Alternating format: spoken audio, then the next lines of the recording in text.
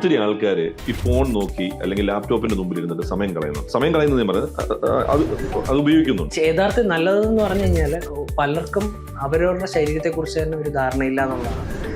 ഞാൻ നിങ്ങളുടെ നോക്കിയപ്പോഴത്തേക്ക് 2-3 സിറ്റിംഗ് കൊണ്ട് തന്നെ എന്റെ റിസൾട്ട് വരുമെന്ന് ഞാൻ കണ്ടു. സത്യമാണ്. അതുപോലെ തന്നെ എൻ്റെ സ്റ്റാഫിൻ്റെ അടുത്ത് ഞാൻ എപ്പോഴും എൻ്റെ ക്ലീനിങ് ചെയ്യുന്ന ആള് തന്നെ വേണം അത് അവിടുന്ന് ഒരു പേപ്പർ എടുത്ത് കളയാമെന്ന് ഞാൻ പറയുന്നു. വേറൊരു കാര്യം പറയും, താങ്കളും നമ്മുടെ മരിച്ചുപോയ ഉമ്മൻചാണ്ടി സാറുമായിട്ട് ഒരു സിമിലാരിറ്റി ഉണ്ട്. എന്താന്ന് പറയാം? ആഹാരം, നല്ല ആഹാരം കഴിക്കാം, നല്ല ഉറക്കം വേണം, നല്ല വ്യായാമം. Welcome doctor Rahul Rajeev to Orads founders chit chat programme. Thank you. കേരളത്തിന്റെ തലസ്ഥാന നഗരിയിൽ ജനനം, 13 കൊല്ലത്തെ എക്സ്പീരിയൻസ് ഉണ്ട്. സോ നമുക്ക് രാഹുലിൽ നിന്ന് തന്നെ കൂടുതൽ കാര്യങ്ങൾ കേൾക്കാം. സോ എന്താണ് താങ്കളുടെ ബിസിനസ് ജേർണി എന്നൊന്ന് പറയാമോ? എങ്ങനെയാണ് ഈ ക്ലിനിക്ക് സ്റ്റാർട്ട് ചെയ്തത്?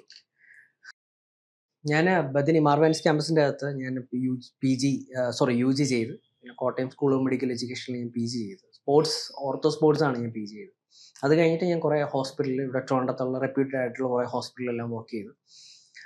അത് കഴിഞ്ഞിട്ടാണ് പഠിക്കുന്ന സമയം തൊട്ടേ ഉള്ള വലിയൊരു ആഗ്രഹമാണ് നല്ലൊരു ക്ലിനിക്ക് സ്റ്റാർട്ട് ചെയ്യണമെന്നുള്ളത്. ഞാനൊരു ചെറിയ ക്ലിനിക്കിൻ്റെ ഇടയിൽ ഞാൻ സ്റ്റാർട്ട് ചെയ്തു ഈ പഠിച്ചു കഴിഞ്ഞ ഉടനെ തന്നെ.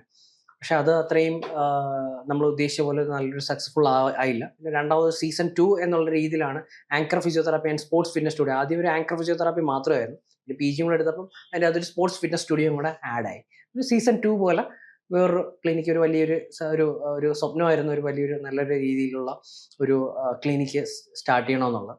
അത് ആ രീതിയിൽ തന്നെയാണ്, നല്ല രീതിയിൽ പോവുകയാണ്. അങ്ങനെയാണ് ബിസിനസ്. ഇപ്പൊ എത്ര കൊല്ലമായി തുടങ്ങിയിട്ട്? 13 വർഷമായി. അല്ല, ക്ലിനിക്ക് സ്റ്റാർട്ട് ചെയ്തിട്ട് 5 വർഷം. 13 കൊല്ലം നിങ്ങൾ എക്സ്പീരിയൻസ്. ഓക്കെ. അപ്പൊ എന്തുകൊണ്ടാണ് ആൾക്കാർ ഈ ക്ലിനിക്കിലോട് വരേണ്ടത്? അല്ലെങ്കിൽ വേറൊരു ചോദ്യം എന്താണെന്ന് വെച്ചാൽ, what is your USP or wow factors of your clinic? എനിക്ക് പെട്ടെന്ന് അങ്ങനെ പറയാനുള്ളതെന്ന് വെച്ചാൽ, നമുക്ക് റിസൾട്ട് എന്ന് പറയുന്ന സാധനം, എന്തൊരു അസുഖത്തിനും നല്ലൊരു റിസൾട്ട് കിട്ടുക എന്ന് പറയുന്നത് എല്ലാവരുടെയും ഒരു വലിയൊരു ആഗ്രഹമാണ്. അത് നമുക്ക് നമ്മളെ ക്ലിനിക്കിൽ നമുക്ക് കൊടുക്കാൻ പറ്റും. അത് തന്നെയാണ് എനിക്ക് ഏറ്റവും വലുതായിട്ട് ഒരു മെയിനായിട്ട് പറയാനുള്ളത്. പലയിടത്തും പല കാര്യത്തിനായിട്ട് നമ്മൾ പല അസുഖത്തിനായിട്ട് പോയാലും നമ്മൾ ഉദ്ദേശിക്കുന്ന പോലെ നല്ലൊരു റിസൾട്ട് ചിലപ്പം അത് കിട്ടണമെന്നില്ല. അതും വളരെ ഫാസ്റ്റായിട്ടുള്ള ഒരു റിക്കവറി നമുക്ക് കിട്ടും. അതാണ് എനിക്ക് മെയിനായിട്ട് ഞാൻ എല്ലായിടവും പറയുന്നത്. അതുകൊണ്ട് ആ ഒരു ഒറ്റ കാര്യം തന്നെയാണ്, പെട്ടെന്നുള്ള നല്ലൊരു റിസൾട്ട് നമുക്ക് കൊടുക്കാൻ പറ്റുന്നതാണ്. ഞാൻ നിങ്ങളുടെ നോക്കിയപ്പോഴത്തേക്ക് 2-3 സിറ്റിംഗ് കൊണ്ട് തന്നെ എന്റെ റിസൾട്ട് വരുമെന്ന് ഞാൻ കണ്ടു. സത്യമാണ്. ശരി. ഒരു അക്യൂട്ട് കേസൊക്കെ ആണെന്നുണ്ടെങ്കിൽ നമുക്ക് ഒരു സെറ്റിംഗ് തന്നെ മതി. ക്രോണിക് കേസ് ആകുമ്പോൾ 2-3 സെറ്റിങ്ങിലോട്ട് പോകുന്നത്. ആക്ച്വലി ഒരു ഇന്നലെ അല്ലെങ്കിൽ ഒരാഴ്ചക്കകത്ത് വന്ന ചെറിയ കഴുത്തുവേനയും നടുവേനയൊക്കെ പെട്ടെന്ന് വരുന്ന ഉളുക്കളൊക്കെ നമുക്ക് വളരെ പെട്ടെന്ന് നമുക്ക് കറക്റ്റ് ചെയ്യാൻ പറ്റും. അതിന്റെ യഥാർത്ഥത്തിൽ ഇതിലൊന്നും ഒരു മന്ത്രവാദം ഒന്നുമില്ല. ആക്ച്വലി പലരും പല രീതിയിൽ മറ്റേ മാഗസിനിൽ ദൈവം തൊട്ട കാര്യങ്ങളൊക്കെ പറഞ്ഞുകൊണ്ട് പല കാര്യങ്ങളും പറഞ്ഞു. ഇതിലൊന്നും ഒരു കാര്യമല്ല.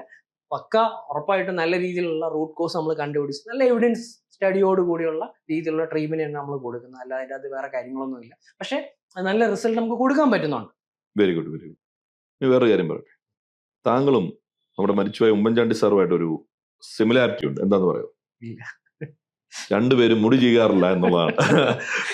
ഞാൻ താങ്കളെ പറ്റി ഞാൻ കേട്ടിട്ടുണ്ട്, താങ്കൾ അത് മുടിയിലോട്ട് ശ്രദ്ധിക്കത്തില്ല എന്നോ. Jokes apart. സോ അടുത്ത നിങ്ങൾ ഈ 5 കൊല്ലം മുമ്പ് ഈ ക്ലിനിക്ക് തുടങ്ങിയ സമയത്ത് നിങ്ങൾ ഫേസ് ചെയ്ത ഒരു 2 ചലഞ്ച് പറയാമോ? ഫേസ് ചെയ്ത ചലഞ്ച് എന്ന് പറഞ്ഞു കഴിഞ്ഞാൽ, എപ്പോഴും ഒരു സ്ഥാപനം തുടങ്ങാൻ നേരത്തുള്ള ബുദ്ധിമുട്ടുകൾ എല്ലാവർക്കും ഉണ്ട്, ഒരു ബിസിനസ് തുടങ്ങുന്നൊരു ആൾക്കാർക്കായാലും. അപ്പം അതിലെന്ന് പറയുമ്പം ഫിനാൻഷ്യൽ ഇഷ്യൂസ് ശരിക്കും പറഞ്ഞു കഴിഞ്ഞാൽ അതില്ല എന്ന് പറയാൻ പറ്റില്ല. അതും ചെറിയ രീതിയിലുള്ള ബുദ്ധിമുട്ടുകളുണ്ടായിരുന്നു. പിന്നെ ഉള്ളതെന്ന് വെച്ചാൽ, എനിക്ക് പറയാനുള്ള ഒരു കാര്യം എന്ന് വെച്ചാൽ, നമുക്ക് നല്ലൊരു ടീം, ഒരു ഫുൾ ടീം നമുക്ക് ഉണ്ടാക്കിയെടുത്ത് സ്റ്റാർട്ട് ചെയ്യണമെന്നുള്ളതാണ് എൻ്റെ അത് മെയിൻ ആയിട്ടുള്ള ഒരു ആഗ്രഹം. അപ്പോൾ ഈ ഒരു ടീം ഉണ്ടാക്കിയെടുക്കുമ്പം അതിൻ്റെതായ ബുദ്ധിമുട്ടുകൾ ഒരുപാട് കാര്യങ്ങളുണ്ട്. അതായത് ഒരു ഡെഡിക്കേറ്റഡ് ടീം ഉണ്ടാക്കിയെടുക്കുന്നതിലാണ് ഒരു ചലഞ്ച്. അതെ, തീർച്ചയായും. ഓക്കെ. താങ്കൾ ഈ വർക്ക് ലൈഫ് ബാലൻസ് എങ്ങനെയാണ് മാനേജ് ചെയ്യുന്നത്? കാരണം അല്ലെങ്കിൽ ഫാമിലിയുടെ ഇൻവോൾവ്മെന്റ് എന്താണ് താങ്കളുടെ ബിസിനസ്സിൽ? അവരെങ്ങനെ സപ്പോർട്ട് ചെയ്യുന്നു? ഫാമിലിയുടെ ഇൻവോൾവ്മെന്റ്, എൻ്റെ ഫാദർ ഡോക്ടറാണ്. പുള്ളി ഡെപ്യൂട്ടി ഡയറക്ടർ ആൻഡ് ഹെൽത്ത് സർവീസിൽ റിട്ടയർഡ് ആയി. ഇപ്പോൾ RCCയിലെ മെഡിക്കൽ അഡ്മിനിസ്ട്രേഷൻ ഓഫീസറാണ്. അച്ഛൻ്റെ സൈഡിൽ നിന്നുള്ള ഒരുപാട് സപ്പോർട്ട് തരാറുണ്ട്. സപ്പോർട്ട് മീൻസ്, നമ്മൾ ചില കാര്യങ്ങളൊന്നും നമുക്ക് സ്വന്തമായിട്ട് ചിലപ്പം ചില തീരുമാനങ്ങൾ എടുക്കാൻ പറ്റാത്ത സിറ്റുവേഷനിൽ ചിലപ്പം അച്ഛൻ്റെ സൈഡിൽ നിന്നുള്ള സപ്പോർട്ട് ആദ്യ സമയങ്ങളിലൊക്കെ ഉണ്ട്. ഇപ്പം അങ്ങനെ നമ്മൾ കുറച്ചും കൂടെ എക്സ്പീരിയൻസ് ആയതിനു ശേഷം അതൊക്കെ കുറഞ്ഞു. അച്ഛൻ്റെ സൈഡിൽ നിന്നുള്ള നമുക്ക് ഒരുപാട് ആവശ്യങ്ങൾ വരുന്നില്ല ഇപ്പം. എന്നാലും അത് പിന്നെ വൈഫുണ്ട്. വൈഫ് സൈക്കോളജിസ്റ്റ് ആണ് ആക്ച്വലി, പക്ഷെ വർക്ക് ചെയ്യുന്നില്ല. ഓ. പുള്ളിക്കാരി സൈക്കോളജി സൈഡൊന്നും വലിയ താല്പര്യമില്ലാത്തതുകൊണ്ട് MA ലിറ്ററേച്ചർ സൈഡിലോട്ടൊക്കെ പോയി ആ കാര്യങ്ങളും. അപ്പൊ എന്തുകൊണ്ടാണ് 2 പിള്ളേർ അല്ലെ? സോറി. അപ്പൊ എന്തുകൊണ്ടാണ് വൈഫിനെ ഇതിലോട്ട് കൊണ്ടുവരാത്തത്? ഒത്തിരി പേരും വൈഫിനെ ഇങ്ങോട്ട് അല്ല, കൊണ്ടുവരുന്നു. കൊണ്ടുവരാത്തതല്ല, ഉറപ്പായിട്ടും വൈഫിനെ ഇതിൻ്റെ അകത്ത് കൊണ്ടുവരണം എന്ന് വിചാരിച്ച് തന്നെയാണ് ഞാൻ സൈക്കോളജി വളരെ കാര്യമായിട്ട് അത് പഠിച്ച് എടുക്കാനും ഞാൻ തന്നെയാണ് പഠിപ്പിക്കുകയും ചെയ്തത്. പക്ഷേ പുള്ളിക്കാരിക്ക് അത്രയും അങ്ങോട്ട് താല്പര്യം, നമുക്ക് എല്ലാവർക്കും എല്ലാം ഒരുപോലെ ആവണമെന്നില്ലല്ലോ. പക്ഷേ എൻ്റെ എല്ലാ കാര്യങ്ങളിലും പുള്ളിക്കാരി വളരെ ഭയങ്കരമായിട്ട് ഹെൽപ്പ് ചെയ്യും, സപ്പോർട്ട് ചെയ്യും. കാരണം നമ്മുടെ ഫാമിലി സപ്പോർട്ട് ഇല്ലെങ്കിൽ നമ്മുടെ കാര്യം മുമ്പോട്ട് ഓടത്തില്ല. ഉറപ്പായിട്ടും ഒരു ഫാമിലിയിൽ ഇപ്പം വീട്ടിലാകുമ്പം അച്ഛനും അമ്മയും കഴിഞ്ഞ് കഴിഞ്ഞാൽ പിന്നെ ഫാമിലി ആകുമ്പോൾ പിന്നെ വൈഫ് തന്നെയാണല്ലോ. വൈഫിന്റെ സപ്പോർട്ടില്ല പല കാര്യങ്ങളും നമുക്ക് നടക്കത്തില്ല. കറക്റ്റ്.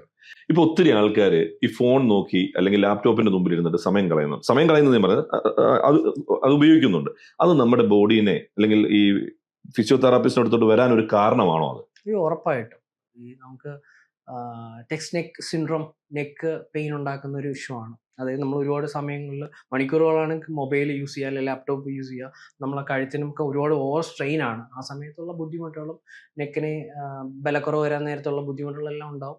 ഈ ലൈഫ് സ്റ്റൈല് ഒരുപാട് ചേഞ്ചായി. അപ്പം അതിനനുസരിച്ച് നമ്മളെ ശരീരം അതനുസരിച്ച് നമ്മൾ നോക്കിയില്ല എന്നുണ്ടെങ്കിൽ ഒരുപാട് ബുദ്ധിമുട്ടും പ്രശ്നങ്ങളും തന്നെ വരും. ഒരുപാട് വരുന്നുണ്ട്. IT പ്രൊഫഷണൽസ് എല്ലാം നമുക്കങ്ങനെ പ്രത്യേകിച്ച് 1-2 ഒരുപാട് കേസുകൾ നമുക്ക് മിക്കവാറും എല്ലാവർക്കും കഴുത്തുവേനയും നടുവേനയും ഉള്ള ആൾക്കാർ തന്നെയാണ് കൂടുതലും. പക്ഷെ പലരും അതൊന്നും വളരെ മൈൻഡ് ആക്കാതെ അതും കൊണ്ട് നടക്കുകയാണ്. ഒരു പർട്ടിക്കുലർ ടൈം കഴിയാൻ നേരത്ത് ഫൈനലി നമ്മുടെ അടുത്ത് വരേണ്ടി വരും. ഇപ്പൊ ഒത്തിരി ആൾക്കാരും വരുന്നത് എന്തെങ്കിലും ഒരു വേദന വന്നു കഴിയുമ്പോഴാണ് ഒരു ഫിസിയോതെറാപ്പിസ്റ്റിനെ അപ്രോച്ച് ചെയ്യുന്നത്.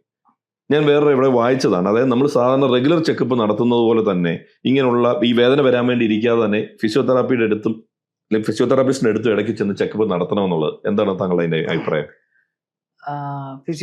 നമുക്ക് ചെക്കപ്പ് നടത്താം. നമുക്ക് ഈ നമ്മളെ പോസ്റ്റർ പ്രോപ്പർ ആയിട്ടാണോ, നമ്മളെ ഗേറ്റ്, നമ്മളെ നടത്തം കറക്റ്റ് ആണോ എന്നുള്ള രീതിയിലുള്ള ചെക്കപ്പ് നമുക്ക് നടത്താം.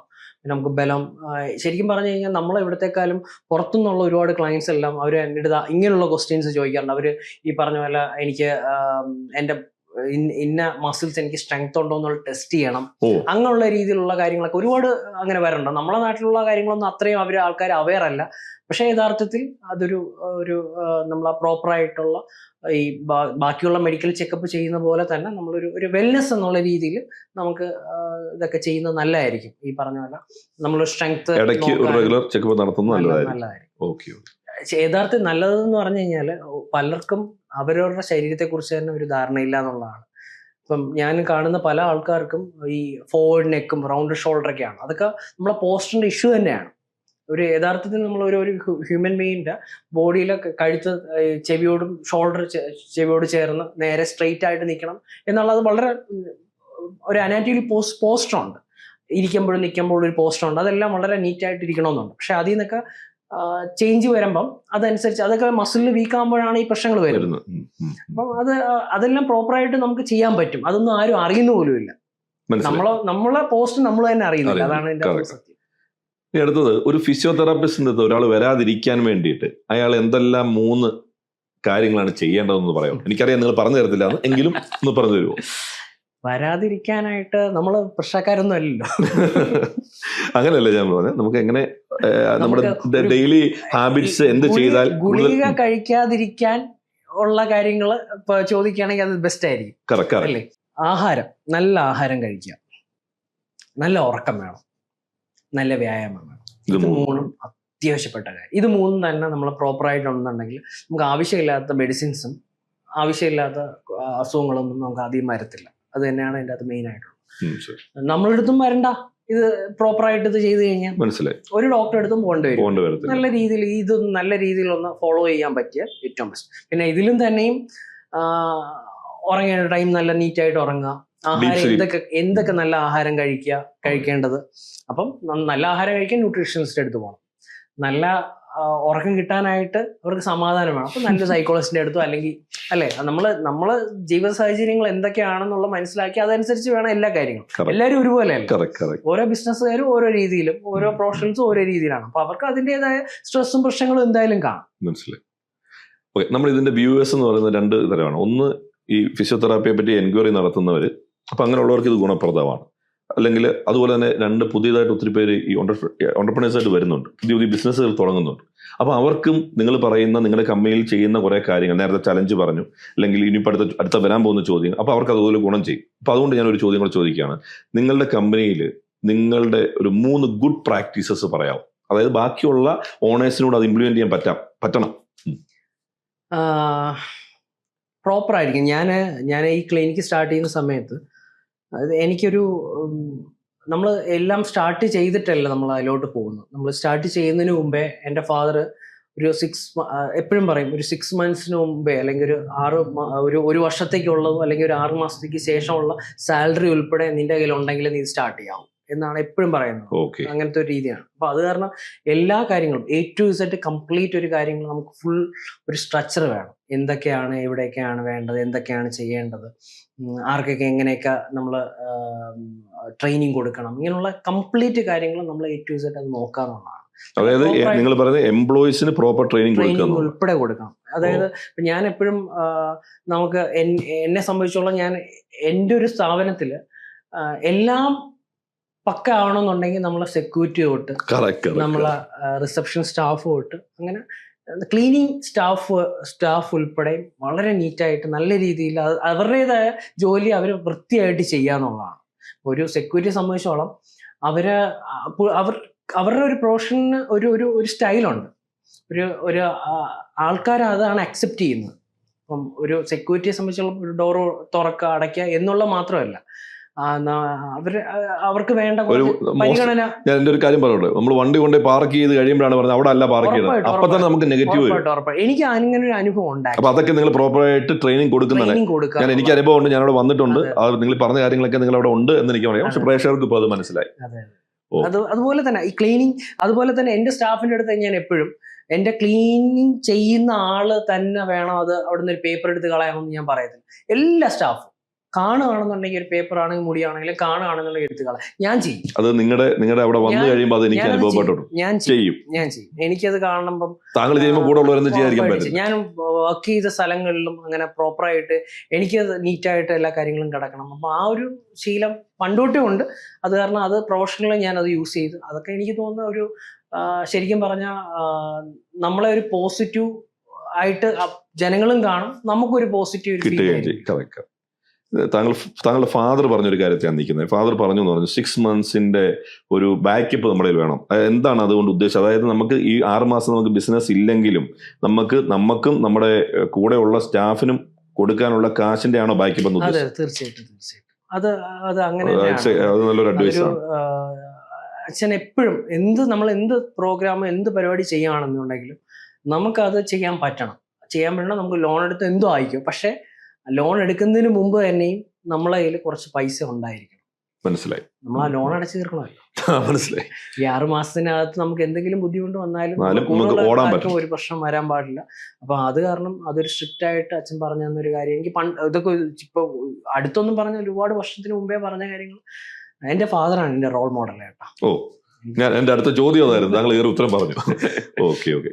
ഇപ്പോൾ എങ്ങനെയാണ് താങ്കളുടെ കമ്പനിയിൽ അല്ലെങ്കിൽ ക്ലിനിക്കിന്റെ മാർക്കറ്റിംഗ് ഹാൻഡിൽ ചെയ്യുന്നത്? ഒരു 3 കാര്യങ്ങൾ പറയാം. മാർക്കറ്റിംഗ് ശരിക്കും പറഞ്ഞാൽ ഞാൻ തുടങ്ങുന്ന സമയത്തുള്ള മാർക്കറ്റിംഗ് എനിക്ക് ഭയങ്കര ബുദ്ധിമുട്ട് തന്നെയായിരുന്നു. എന്ന് വെച്ചാൽ ഒരുപാട് ആൾക്കാർ മാർക്കറ്റിങ്ങിന് വേണ്ടി നമ്മൾ അടുത്ത് വരാറുണ്ട്.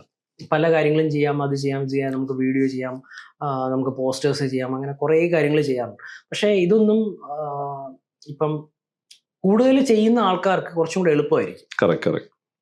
നമ്മളെ സംബന്ധിച്ചോളം നമ്മളെ പ്രൊഫഷനെ കുറിച്ച് അറിയാവുന്ന ആൾക്കാർ കുറവാണ്. മാർക്കറ്റിംഗ് സൈഡിലും കുറവാണ്. അപ്പൊ അങ്ങനെ വരുമ്പോൾ നമ്മൾ A to Z അവരെ പറഞ്ഞ് മനസ്സിലാക്കി കൊടുത്താൽ പോലും ഒരുപാട് ബുദ്ധിമുട്ടുകളും തെറ്റുകളും ഒക്കെ വരും. അപ്പൊ നമ്മൾ ഉദ്ദേശിക്കുന്ന ഒരു രീതിയിൽ നമുക്ക് അതിന്റെ ഒരു കംപ്ലീറ്റ് ആയിട്ടുള്ള, പക്ഷെ ഇതെല്ലാം അറിയാമെന്ന് പറഞ്ഞാണ് താങ്കൾ അപ്രോച്ച് ചെയ്യുന്നത്. അതെ, അങ്ങനെ ആയിരിക്കും. പക്ഷെ ഇപ്പം ഒരുപാട് ചേഞ്ചസ് വന്നു കേട്ടോ. ഇപ്പോഴുള്ള ആൾക്കാരെന്ന് പറഞ്ഞു കഴിഞ്ഞാൽ അവർ അതിനെ കുറിച്ച് കുറച്ചും കൂടെ ഒന്ന് പഠിച്ചിട്ടൊക്കെയാണ് വന്നത്.